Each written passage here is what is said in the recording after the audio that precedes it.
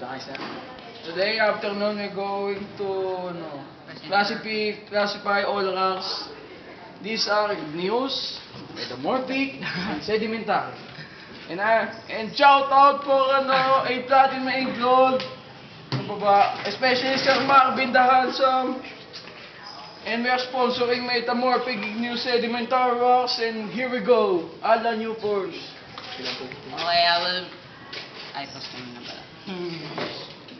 Okay, I will present to you our rock collections. First is granite. We classify it as granite because it is coarse-grained and it contains quartz. The second one is gabbro. I identify it as gabbro because it's coarse-grained and it's mostly dark material. The third one is obsidian because it's glassy.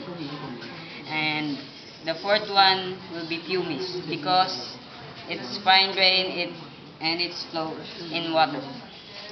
The last but not the least is basalt because it is fine-grained and it's mostly dark material and has bubbles.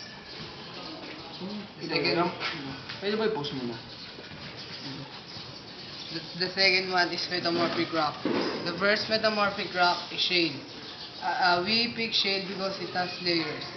Next is marble because it also has layers. Slate, layers. But metamorphic rocks has all layers. Sino ba tayo? Sedimentary rocks. First one is sandstone. We know that is sandstone because it has contained fragments.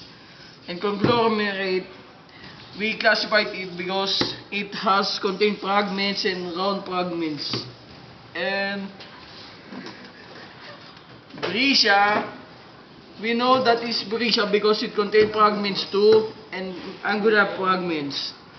And limestone, we know it's limestone because it has contains fragments and it bubbles when it's applied in acids. And last but not the least, the coal.